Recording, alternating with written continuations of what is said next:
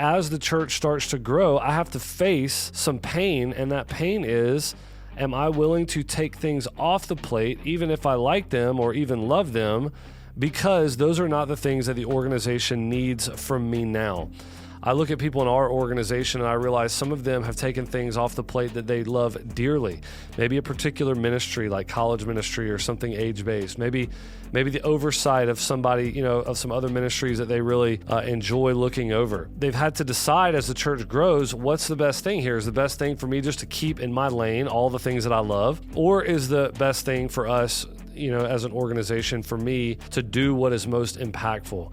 I've heard leadership described that way. Leadership is doing the thing that needs to be done. It's figuring out what it is that's going to move the needle, and it's doing that. I'm not saying you don't stay in your passions and in your wheelhouse, but if you're like me in ministry, there's a lot of more things I love about ministry. There's a lot more passions that I have that I'm able to, execute on. And so I've got to figure out what are those things that are the most important. There is pain in trying to narrow. There is pain in giving away things that you really love. This is Breaking Barriers, where we help pastors and churches grow so that they can go.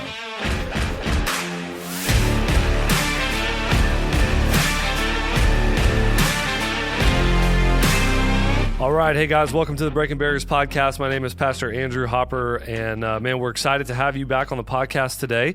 Today, I'm going to talk about an important topic around growth and pain. So I think many of us understand this. There's a very popular book called Leadership Pain that came out years ago, and I think the concept of that book really nails something on the head, and that is that in any leadership role that we have in life, it is going to attract painful moments.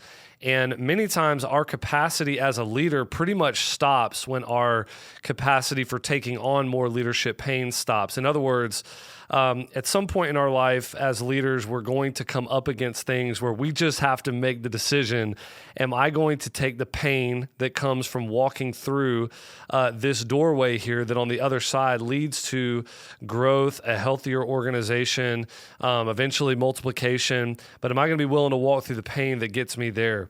One of the things I've heard Pastor Larry Osborne say that I thought was so good, and it kind of helped me kind of get on this journey of thinking about leadership pain in this way, is that we can have growth or we can have comfort, but we cannot have both. Things can either be calm or they can grow. They can be stable or they can grow. They can be tranquil or they can grow. You're not ever going to have tranquility and growth at the same time. Those two things will not coincide. Man, this is just sort of a general principle in life too. When you think about growth, always coming on the other side of pain. I mean, when our body aches from lifting and working out, that is when we are growing. You think about agriculture, like, plants and farm and sustain, that kind of stuff comes on the other side of soil being broken up. I've thought about this often with my kids. My kids are younger, and when they were younger and as they're growing, it's so funny. We actually have, we literally call it growing pains when kids are growing. It's like, man, we know for them to get to where that God-ordained maturity is in their life, there is going to be pain, even physical pain along the way. I think this really matters for us today because this podcast is all for church growth, multiplication through church planting, and helping pastors grow so that they can get there. And we've just got to confront the reality. If our goal is to be comfortable, then we will not grow. We certainly will not grow to the point of being able to go. If our goal is to be comfortable, there will be decisions that we will not make because those things are going to be painful. Not everybody's going to like it. It's going to end up bringing on criticism. It's going to mean more stress, and we're not going to make those decisions if comfort is the main thing. But if we want to grow so that we can go, then there are specific pains that we are going to walk through. And it really doesn't matter what size our churches are in terms of this regard. I think there is this big fallacy that once our church grows, and once we have X amount of people or once we have X amount of budget, that all of a sudden we're going to be in a place where there's no more leadership pain and we're going to kind of have it on easy street. And I can tell you from personal example, if you have a real growth and growing and going mentality, the problems only get bigger. The problems only become more complex. they can end up feeling like they weigh more. I mean, in every stage, whatever we're facing, the pinch point of pain to get to the next level, to see the next breakthrough, it's always a decision that we're going to have to make, whether we're going to walk through it or not. Whether you're a church of 200, you want to grow by 20%, it's like, man, it's 40 people. But to get from where you are to there, or maybe you're a church of 500 and you've never planted a church, but you want to become a multiplying church. To get from where you are to there, there's going to be pain along the way, and we have to decide whether we think that the outcome of that growing and going is worth it. Chaos, stress, pain, that is the price. And when we stop paying the price, we will inevitably plateau. I want to tell you 6 points of pain that I have noticed and have really walked through. And I think they are indicative pretty much of any growing organization, especially growing churches. And so that's what we're going to do today on the podcast. 6 pain points that I think every growing church and every growing leader is going to walk through. I think it's very important that we see this stuff on the front end for primarily 2 reasons, okay? The first reason is my hope is that when I go through these, there's going to be guys that are listening to this that think to themselves, man, I'm not alone.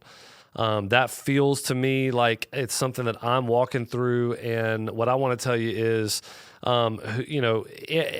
every leader that's got a growing church that is trying to figure out multiplication and continue to kind of grease the wheels of growth, you're not alone in these pinch points of pain. They're very common. I see it not only in myself, but I've seen it in a lot of others as well. Of course, the second thing is I just think in any fight, knowing that you're about to get hit is an advantage. I think it's when you don't see it coming that you can end up getting kind of leveled by it. I'll never forget the first time I ran down on a kickoff in high school, in a college in a football game. Beat everybody down there, broke down to make a tackle, and a guy from absolutely out of nowhere came and hit me right in the ear hole as hard as he could, which is illegal now, okay, probably going to save some lives. But there was no rules around that stuff back then, and it was horrible. I mean, just bell rung, parts of the helmet flying off. I mean, it was just kind of crazy. It's the hits that you don't see coming like that that can really lay you out. In my opinion, if we know that the enemy is going to come after us and there are pain points that are very common among growing churches, then why don't we call them out so that we can see them a little ways off and also make sure that we don't feel alone in them, all right? Whether your church is 100, 200, 500, 1,000, 5,000, I think that these are going to resonate if you are part of a church that is attempting to grow so that it can go, all right? 6 pain points in order. The first one is this. I want to talk about the pain of reorganization. Anytime a church grows, I heard Michael Fletcher from Manna Church say this one time at a dinner I was at with him, and he said, man, anytime a church grows by 20, 25%, it needs to reorganize. Now, that doesn't sound that crazy, right? Because if a church is larger, growing by 20, 25% may happen every 2 or 3 years by the time you do all the math. It's harder in a small church, though, because when you think about 100 people in the church and then you have 3 new families join, you just grew by 25 people total, and it's time for a reorganization, all right? And so early on when our church plant was just growing, I felt like we were in this mode of having to reorganize all the time. Some of us right now might be hearing this, and you're like, man, our church has grown by 100 people in the last year, and we were 200 or 300 people. We've grown by 100, and you're facing all types of problems right now, and some of it might be because, man, you've grown and you have not reorganized. All right, 20, 25% growth, we're going to need to reorganize. And here's what happens, and this is why that is painful. When you begin to reorganize, there are people who are in seats on the bus where their seats are going to need to move. And I don't just mean on staff. I'm not just talking about big church, huge staff stuff here. I'm talking about volunteer teams as well. All right, high-level leaders as well. There are people who are going to need to move their seat, or there might even be people who are going to need to get off the bus. And in either of those cases, if they don't see it, it's going to be very, very difficult. It's just going to be hard, man. It's going to be one of those things where you're making a decision as a leader that is the best thing for the church. It's the best thing for the group. And ultimately, I would say it's even the best thing for the person, the volunteer, the staff person who maybe the church growing has sort of outgrown them, or it's time for a different seat. Ultimately, I think it's going to be the best thing for them too, to be in a place where they can thrive. But they're probably not going to see it that way. They're going to see it potentially in a negative way. And that is just hard, man. You can end up loving people like crazy. You're trying to do the right thing for everybody, but it just hurts people when things reorganize. And you end up becoming a villain. You end up becoming a bad guy. And, you end up being misunderstood sometimes, or you end up having to make a decision that negatively affects someone. At least that's the way that they see it. And it's just very hard. That's part of the pain of reorganization. The other part of the pain of reorganization is that people don't see that the organization is changing, and therefore, when their relationship to the highest level leaders or some of the highest level decisions begins to change, they feel like they're losing something. So the classic example of this is the idea of a church moving from, small group. It's a small group. It's a small church. It's kind of like golfing buddies, everybody knows everything, and all decisions are made kind of collectively. And, but as a church begins to grow, it kind of moves more into more of like a basketball team where, there's more people on the floor. There are some people that are specializing, but hey, we're all on the floor together. We're all sort of, rowing in the same direction on both offense and defense. We all know what everybody else is doing. We all understand where the organization is going and all the decisions that are being made. And so it's different than golfing buddies. It's a little bit different, but it's still, people are in the know and there isn't this high specialization. But then one day the church moves into football team. And that means that, hey, we've grown to the place where, the offense and defense might not even know what the other team is doing, what the other side of the ball is doing. Like I said, I had a chance to play football in college. We rarely ever practiced with the defense. I was on offense. We'd come together for 2 periods and practice a day, and the rest of the time we were on a totally different field. I couldn't have told you what our defensive calls were, yet we were all on the same team trying to win the game. And as a church grows, it becomes more like that. Well, when people move from golfing buddies to basketball to football, a lot of times they feel like something is being taken away from them, even though the best thing for the group and the best thing for the health of the church is to reorganize. That doesn't mean that it is without pain. The pain of reorganization is real in any growing church. The second pain I want to talk about is the pain of abandonment. Man, I've never met a leader. I've never met a church that grew where the leader does not carry significant scars from people who he trusted and thought they were in his rear guard, and they ended up not being that way. They ended up being critical or cynical, or they just ended up being people who, as the vision of the church was getting bigger, as the vision was narrowing, they ended up just kind of having a season of really soul searching and deciding that the vision narrowing and locking in was maybe kind of something that they were not as happy about as they thought they were at the beginning. And so they end up moving on.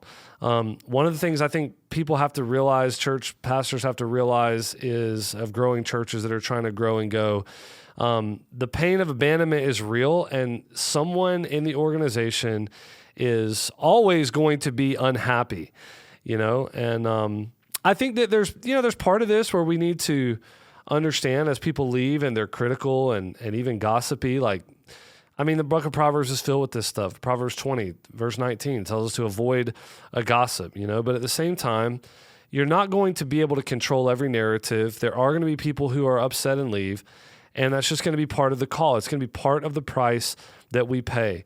Jeff Bezos said it like this, man, for Amazon to be what he had it in his mind that it would be, sometimes they were going to have to be willing to be misunderstood.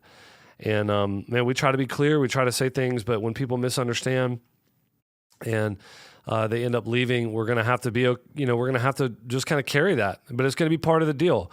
If we get leveled every time that happens, it's going to be very hard for us to continue to walk down the field here. And so we've got to see that one coming far off and realize we're not alone in it. There's great pain and abandonment. The third thing I would say is this. As we're growing, that growth comes, the price is chaos, disturbance, and pain. A third pain that we go through as leaders is the pain of a narrowing focus. I think that for me, as our church grew, I started realizing that I have got to stop being such a manager and a low-level to mid-level problem solver, even though that's sort of what I love to do. I've wondered in my life, if I wasn't in ministry, how good of a middle manager I could be, because I do like to solve problems, and I see things that are wrong, and I like managing things. And the reality is that was a big part of my job early on. But as the church starts to grow, I have to face some pain, and that pain is, am I willing to take things off the plate, even if I like them or even love them, because those are not the things that the organization needs from me now. I look at people in our organization and I realize some of them have taken things off the plate that they love dearly. Maybe a particular ministry like college ministry or something age-based. Maybe the oversight of somebody, of some other ministries that they really enjoy looking over. And they've had to decide as the church grows, what's the best thing here? Is the best thing for me just to keep in my lane all the things that I love? Or is the best thing for us, as an organization, for me to do what is most impactful? I've heard leadership described that way. Leadership is doing the thing that needs to be done. It's figuring out what it is that's going to move the needle, and it's doing that. Now, I'm not saying you don't stay in your passions and in your wheelhouse, but if you're like me in ministry, there's a lot of more things I love about ministry. There's a lot more passions that I have that I'm able to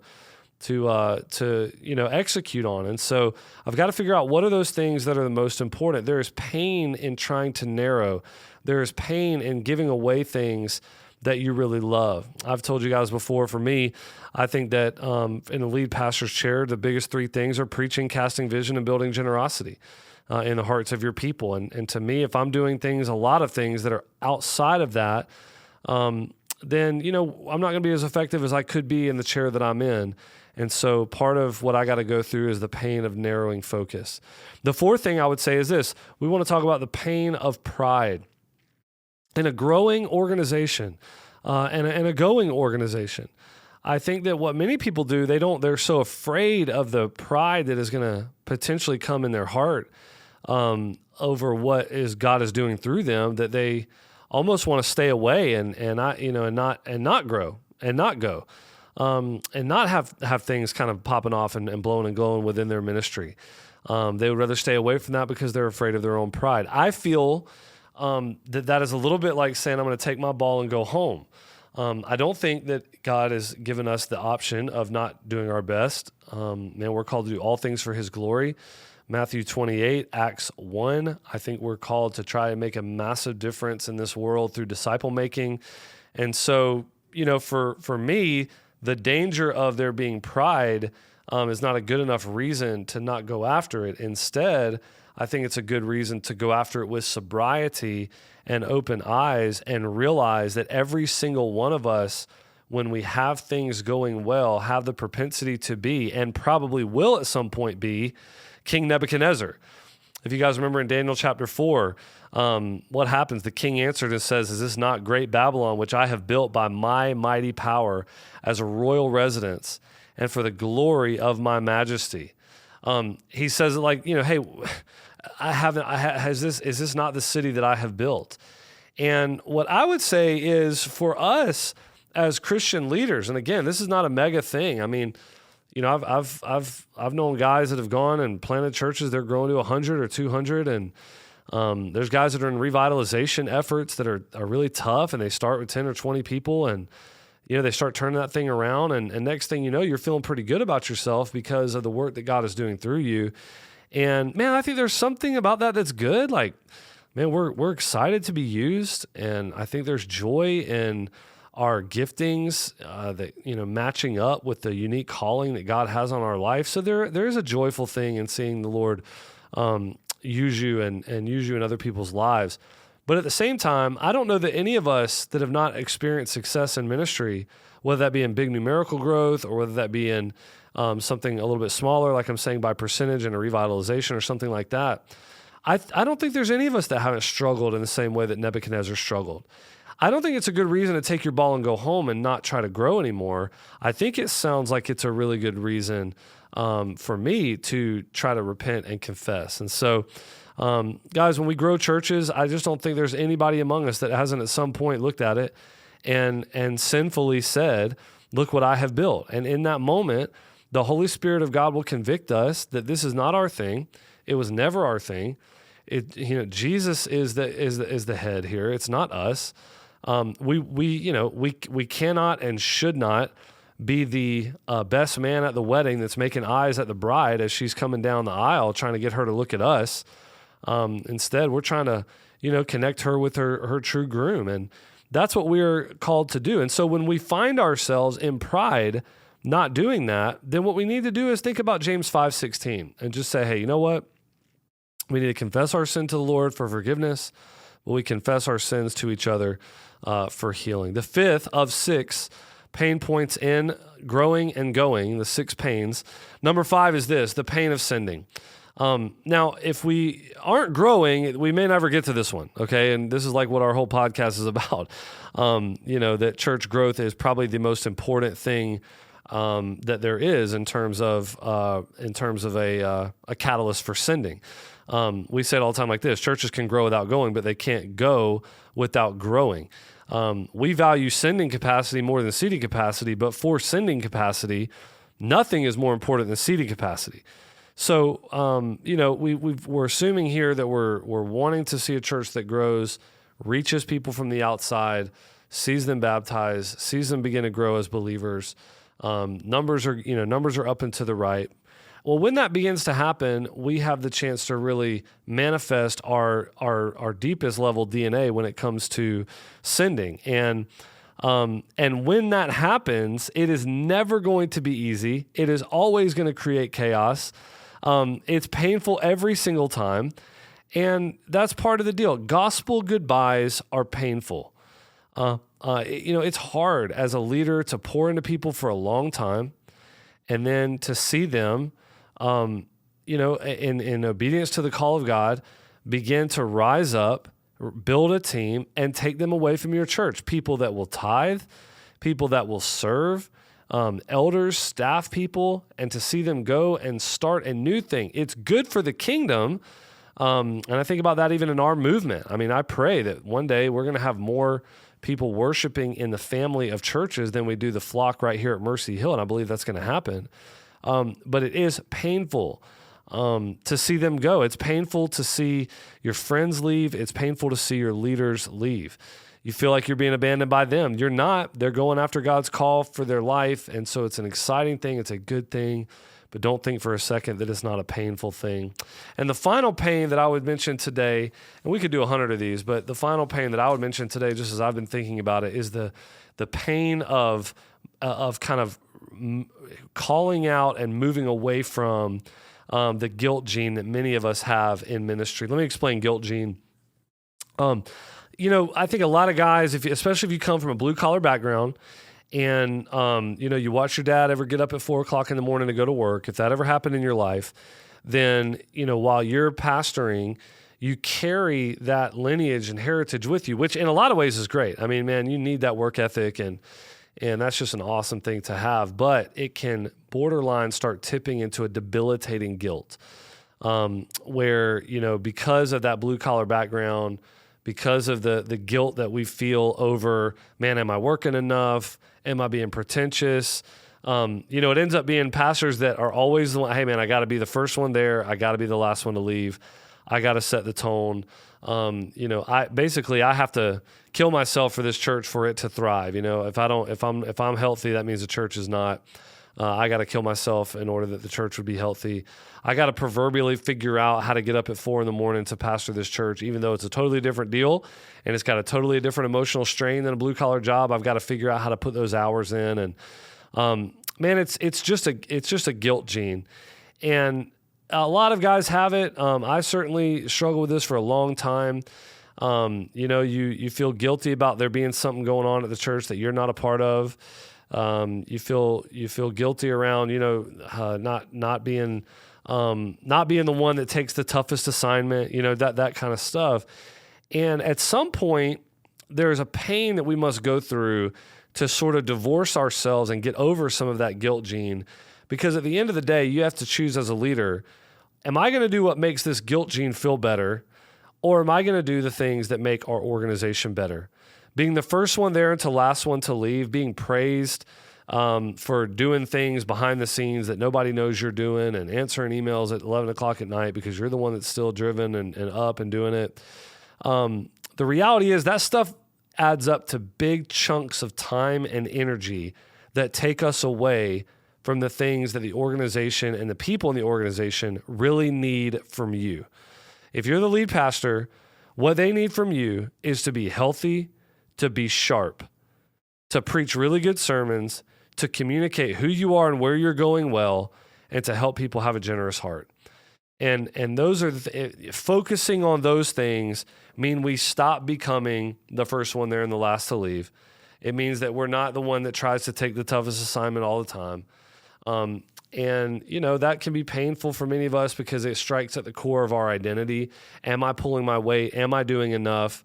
And, that's a painful thing to walk through. But if the organization is going to succeed, it's going to have to be a pain that we take on.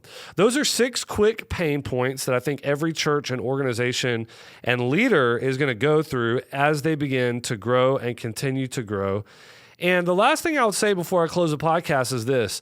Y'all, these are pain points that are coming. The question is, are we going to be willing to pay the price? I don't know that pastoring churches is harder than any other leadership role in the world. It's definitely different than other leadership roles in the world. But we have got to ask the question, are we going to be willing to pay the price of some of this pain to see our leadership capacity grow and to see the capacity of growing and going in our churches to continue to get larger and larger? One of the things I say all the time is, man, we entered a spiritual war as pastors. What did we think was going to happen? We chose a profession that might as well be spiritually speaking, going down in the coal mines every single day. In a lot of ways, there's hazards that come with that. But the price, we believe, is worth it because we believe that anything and all these pains, even when they're added up together, and we will carry them, they are light and momentary afflictions compared to what is coming. 2 Corinthians 4:17 tells us. And I pray today can be a refocus. Some of us listening to this today might be thinking to yourself, man, we are absolutely in the middle of the pain of reorganization right now. And there's a conversation that I need to have that I just don't want to have. And I know that it's going to hurt the church's growth. Well, then you know what I'm praying you do? I'm praying you think about Matthew 14, go read it, and count the cost. Man, God has called us to get after it for his kingdom. And in order to do that, we need to count the cost of what it means to be in a pastoral role of a growing and going church. And maybe we'll see that what God wants on the other side of that is a big enough thing, it's a glorious enough thing for us to go and have that conversation that we've been sort of avoiding. Or maybe it's something else. Maybe it's the pain of abandonment, man. There's a sting of betrayal. Or there's someone that's, behind, there's someone that maybe a staff person or something like that has decided they're going to leave and you're not aligned. I don't know what it would be in your life. See that it's coming. Realize that you're not alone. Realize it's not the last time that it's going to happen, but count the cost. Man, it's the price that we pay in order to play. And God has given us one of the greatest, as pastors, one of the greatest jobs in the world. He has given us one of the absolute greatest callings in the world to help build his kingdom. And sometimes we're just going to have to pay the price. Maybe there's something you love to do, paint a focus. Hey, you need to drop it, take it off the table. It's not helping the organization move forward. Maybe you're feeling the pain of pride right now. Not a great enough reason to take your ball and go home. Instead, I pray that you'll confess it to somebody. Maybe there's a young guy in your church that you don't want to lose for anything in the world. Hey, there's going to be pain in sending him out, and yet it's right, and we believe that God will restore and restock the things that we have given away. And maybe right now you're dealing with a pretty serious guilt gene, and there's going to be pain the first time someone insinuates that you're not carrying your weight because you weren't at whatever that thing was. That guilt gene is going to come roaring back. And I would just call you today, no. Man, take the pain of that criticism and get the pain that comes from divorcing yourselves and getting over that guilt gene so that you can be the best leader and version of yourself that you can be in the role that God has called you to be in. So let's count the cost. And let's face whatever pain is in front of us for growth, man, and let's walk through those things to the glory of God. Hey, guys, I hope this is helpful. Man, if it is, go in our Facebook group, our private Facebook group, drop some notes in there about things that you're walking through or any ways that people can help. And, man, we'll catch you next time.